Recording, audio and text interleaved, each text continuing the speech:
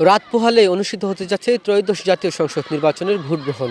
সকাল 7:30 থেকে বিকাল 4:30 পর্যন্ত টানা ভোট গ্রহণের প্রস্তুতি নিয়েছে নির্বাচন কমিশন।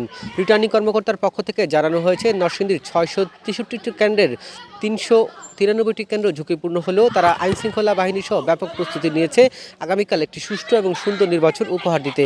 আমরা সকাল থেকে দেখেছি সহকারী রিটার্নিং কর্মকর্তা তথা উপজেলা নির্বাহী কর্মকর্তার কার্যালয় থেকে নির্বাচনী কেন্দ্রের সরঞ্জামগুলো পৌঁছে দেওয়া হয়েছে। সাথে সাথে পৌঁছেছেন আইনশৃঙ্খলা বাহিনীর সদস্যরা। প্রায় 1500 বেশির পুলিশ, 13 প্লাটুন বিজিবি সহ বিপুল সংখ্যক আইনশৃঙ্খলা রক্ষাকারী বাহিনী আগামীকালকের এই নির্বাচনে দায়িত্ব পালন করবেন। এমন অবস্থায় এই আগামীকালকের ভোটের দিনে কি প্রত্যাশা করছে এখানকার ভোটাররা, আমরা জেনে নিব কয়েকজন ভোটারের কাছ থেকে। আমরা আপনাদের কাছে জানতে চাই, আগামীকাল যে জাতীয় সংসদ নির্বাচনের ভোট গ্রহণ অনুষ্ঠিত হবে, এই ভোটের দিনে আপনাদের প্রত্যাশা কি থাকবে? আমাদের প্রত্যাশা হলো যে আগামীকাল যে একাদশ জাতীয় সংসদ নির্বাচন, এই নির্বাচনে আমরা যারা ভোটার তারা যত নির্বিঘ্নে ভোট কেন্দ্রে যেতে পারি এবং নির্বিঘ্নে বাসায় ফিরতে পারি। প্রত্যেকটা ভোটার যত তাদের শৃঙ্খলিতভাবে ভোট কেন্দ্রে পৌঁছতে পারে এবং শৃঙ্খলিতভাবে আবার তারা বাড়িতে পৌঁছতে পারে। আমাদের সাধারণ ভোটারদের এইটুকুই চাওয়া, তার চেয়ে বেশি কিছু আমরা প্রার্থীদের কাছে চাই না। আরেকজন ভোটারের কাছে নিয়ে যাবো, যারা নির্বাচিত হবেন তাদের কাছে আপনাদের প্রত্যাশা কি থাকবে? ত্রয়োদশ জাতীয় নির্বাচনে যে রাত পোহালে যেহেতু নির্বাচন যে নির্বাচিত হবে আমাদের পলাশবাসী। পেপসোডেন্ট চার্মিচেক 12 ঘন্টা জীবাণুদের সাথে লড়াই করে দিবে ডায়াবেটিস থেকে সর্বাধিক সুরক্ষা।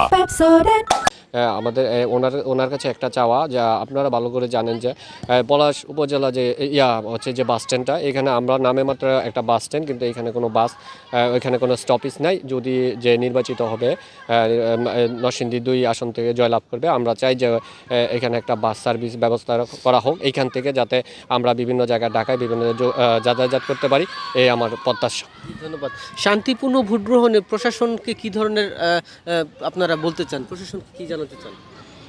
আমি যতটুকু জানি, নরসিংদীর প্রশাসন অত্যন্ত ঝুঁকিপূর্ণ যে কেন্দ্রগুলো আছে, সেগুলোর ব্যাপারে ব্যাপক আইনশৃঙ্খলা বাহিনী তৎপর রয়েছেন এবং আমাদের চরাঞ্চলে বিমানের টহলের ব্যবস্থা করা হয়েছে। আমরা আশাবাদী দীর্ঘ 17 বছর পর অবাধ, সুষ্ঠু এক নিরপেক্ষ নির্বাচন অনুষ্ঠিত হবে। ধন্যবাদ। জি, আপনাকে ধন্যবাদ। শুনছিলেন এখানকার স্থানীয় ভোটার। আমি ছিলাম এতক্ষণ নরসিংদী 2 পলাশ সংসদীয় আসনে, এবং এই আসনে কিন্তু বিএনপি স্থায়ী কমিটির সদস্য ডক্টর আব্দুল মঈন খান, সেই সাথে কিন্তু রয়েছেন এনসিপির জাতীয় নাগরিক পার্টি এনসিপির সদস্য গোলাম সারোয়ার তুষার এই আসনের প্রতিদ্বন্দ্বিতা করছেন। এই আসনে 91টি কেন্দ্রে অনুষ্ঠিত হবে ভোট গ্রহণ, সেই সাথে নরসিংদীর 663টি কেন্দ্রে ভোট গ্রহণ অনুষ্ঠিত হওয়ার কথা রয়েছে। মোট 41 জন প্রার্থী এই নরসিংদীর 5টি সংসদীয় আসনে কিন্তু প্রতিদ্বন্দ্বিতা করছেন। সব মিলিয়ে আগামীকাল বিকাল নাগাদ জানা যাবে যে কোন প্রার্থীর কী অবস্থান, এবং সবশেষে আমরা ফলাফলের মাধ্যমে জানতে পারবো আগামী ত্রয়োদশ জাতীয় সংসদ নির্বাচনের সংসদ কারা চালাচ্ছেন। তো এই ছিল নরসিংদী থেকে সর্বশেষ।